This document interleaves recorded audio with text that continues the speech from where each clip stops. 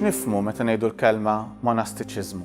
Jekk dana kien moviment li jqum fis-seklu 4 fil-Knisja, jekk issa l-Knisja bdiet tgawdi l-libertà tal-kult, ħafna dew iħossu li kienet tilfet ħafna minn dik is-saħħa ta' xhieda li kellha qabel fi żmien ta' persekuzzjoni iżjed aperta. Kien għadu issa possibbli li wieħed jgħix ir-radikalità tal-Vanġelu? Hekk uħud ħassew li jieħdu numru ta' passi sabiex jerġgħu jmorru lura għal dik il-ħajja radikalment evanġelika. U għażlu li jirtiraw mill-irħula tagħhom u jmorru fid-deżert. Hekk id-deżert huwa l-post privileġġjat anke fl-Iskrittura fejn Alla jkellem il-qalb tal-bniedem. Għaliex fid-deżert il-bniedem għandu bżonn l-għajnuna ta' kollox. Verament jara fil-fraġilità tiegħu, verament jara fid-dipendenza tiegħu, u għalhekk numru ta' nies ħassew il-bżonn li jħallu kollox u jitilqu f'post tal-kwiet sabiex hemmhekk ikun jistgħu jgħixu aħjar ir-relazzjoni tagħhom ma' Alla. Għandna l-eżempju ta' Pawlu ta' Tebe, l-ewwel wieħed li nafu bih, moviment li jibda propju fid-deżert tal-Eġittu. L-iktar personaġġ famuż jibqa' l-figura ta' Antonio. Antonio li jikteb il-ħajja tiegħu Sant Atanasju, Sant Anton. Jekk dana jidħol darba fi knisja u jisma' hemmhekk il-kelma ta' Kristu li żagħżugħani, jekk trid tgħix ħajja perfetta trid tmur bih kull ma għandek u timxi warajja. U jieħu il-kelma bis-serjetà, jekk imur ibih kull ma kien wiret u jirtira f'ħajja ta' talb u ta' kontemplazzjoni. Bil-mod il-mod jibda dieħel iżjed il-ġewwa fid-deżert u hemmhekk jibqa' jgħix ħajtu kollha. Allura dawn in-nies li jħallu kollox u jgħixu ħajja waħedhom x'jikkontribwixxu l-Knisja. Hekk mill-ewwel il-ħajja radikali ta' dan nies tiġbed mhux biss dixxipli jibdew isegwu din il-forma ta' ħajja, imma wkoll nies li jibdew jmorru jfittxuhom għall-pariri, hekk nies importanti fil-politika li jaraw f'dan in-nies, hekk nies fi dialogu kontinwu mal-Alla, nies li jistgħu jmexxuhom li jagħtuhom direzzjoni. Sant Anton jagħżel li jgħix ħajja waħdu għalkemm jifforma wkoll numru ta' dixxipli. Warah jiġi persuna oħra, Pakomju, li jara fil-bżonn li dawn id-dixxipli jibdew jgħixu x'forma ta' ħajja komunitarja. L-istess jagħmel San Basilju, dan id-duttur tal-Knisja, difensur kbir u dak li jiżviluppa ħafna t-tagħlim fuq l-Ispiritu Santu, jara fil-bżonn li dan l-istil ta' ħajja jkun animat verament mill-virtu evanġeliku tal-karità. Hekk Pakomju kien dak għalhekk li jbiddel il-ħajja eremitika f'ħajja ċenobitika, f'ħajja ta' nies jgħixu flimkien. Nies tibqgħu jgħixu mhux biss l-abbandun komplet fil-provvidenza tal-Alla, imma issa jarfu fit-tmexxija tal-abbati il-vuċi ta' Alla. Għalhekk jarfu fil-vuċi tal-abbati tagħhom il-volontà ta' Alla. Kif jimxi dan il-moviment li jibda fl-Orjent għall-Oċċident? Permezz ta' persuni bħal San Ġerolmu. San Ġerolmu mid-Dalmazja, bniedem ta' kultura, ta' letteratura kbira, hekk jispiċċa segretarju tal-Papa Damasu, dak li jieħu taħt idejh it-traduzzjoni tal-Bibja mill-Grek għal-Latin, dik li ngħidu l-Vulgata pat-test uffiċjali tal-Iskrittura.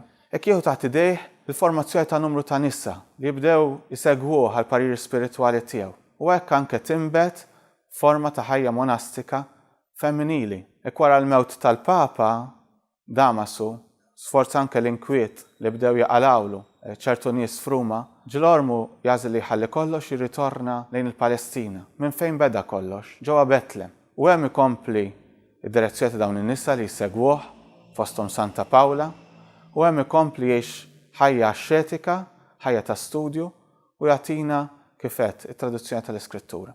Din il-forma ta' ħajja tkompli tinxteret mal-Oċċident kollu permezz ta' persuni bħal San Martin ta' Tours, soldat li jikkonverti għall-Kristjaneżmu. Isqof li jifforma numru ta' rġiel u għalhekk iwaqqaf ukoll forma ta' ħajja monastika. Sant Wistin innifsu li meta jsir isqof jaraf l-importanza li fid-dar tiegħu ikun hemm forma ta' ħajja komunitarja. Hekk mod aħjar kif wieħed jista' jgħix il-Vanġelu. U jħalli regola li tagħti saħħa lil din forma ta' ħajja, regola li tkompli tinfluwenza r-regoli l-oħra kollha monastiċi li jinkitbu wara, mod partikolari fl-Oċċident. Imma l-figura li magħha jintrabat il-monastiċiżmu fl-Oċċident tibqa' dik ta' Benedittu ta' Norċja. Benedittu li jħalli kollox u jirtira Subjako, l-ewwel nett hemmhekk f'ħajja eremitika, ħajja waħdu, imma mill-ewwel din il-ħajja tat-tira nies oħra li bdew isegwuh fl-Erien hemmhekk u jasal imbagħad biex jiffonda l-monasteru tiegħu f'Cassino, fejn għadu jeżisti sallum, f'Monte Cassino. Monte Cassino li jsir iċ-ċentru ta' din il-forma ta' ħajja monastika fl-Ewropa. Allora din il-ħajja isservi biss għall-individwu, għal-relazzjoni tiegħu mal-Alla?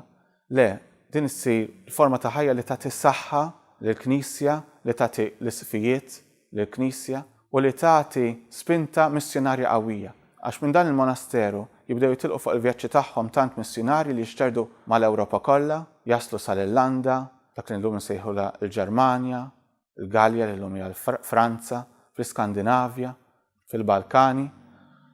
Figuri bħal Ċirillu Metodju li jevanġelizzaw il-poplu Slavi jitilqu minn Kostantinopli. Saħansitra jagħtu alfabet ċirilliku li jġib l-isem ta' San Ċirillu.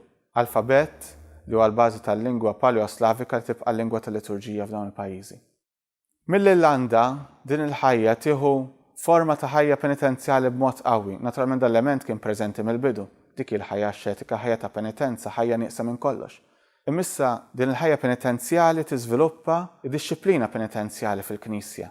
Hija mill-Irlanda li dawn il-missjonarji issa jerġgħu lura lejn il-kontinent u jġibu magħhom il-forma tas-sagrament ta' rikonċiljazzjoni bejn kif nafu illum. Il-forma tal-qrar fejn il-persuna tqer id-nobit tagħha lill-saċerdot u l-saċerdot jagħti il-penitenza sabiex dik il-persuna tbatti għad-nobiet li tkun għamlet. Din il-forma ta' ħajja tagħti saħħa mhux biss lill-Knisja imma issir il-bażi tal-kultura kollha tal-Oċċident. Jekk nistgħu niġbru l-kultura tagħna f'kelma waħda, nistgħu niġbruha fil-kelmiet li joħorġu mir-regola San Benedittu. Il-pilastri ta' din ir-regola, l-famuża ora et labora, talb u ħidma. Meta l-Imperu Ruman fl-Oċċident jikkrolla, kien fil-monasteri li tiġi kkonservata l-kultura Latina, kien fil-monasteri li tiġi konservata l-kapaċità li jikkostodixxu t-testi tal-antiki li jkompli jikkupjawhom u li bekk jaslu għandna. Għalhekk f'din il-forma ta' ħajja naraw verament is-sors tal-kultura tal-Oċċident kif għadna ingawduha sal-lum.